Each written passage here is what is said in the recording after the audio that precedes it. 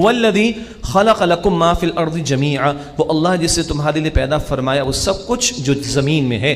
ثم استوى الی السماء، پھر اللہ نے آسمان کی طرف توجہ فرمائی. فسواہن سبع سماوات، پھر ان کو ٹھیک 7 آسمان بنا دیا.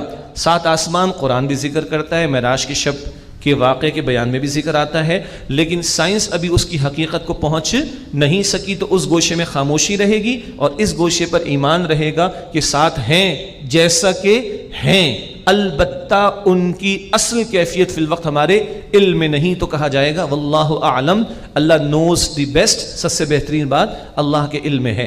وہو بکل شیء علیم، اور اللہ ہر شے کا علم رکھنے والا ہے.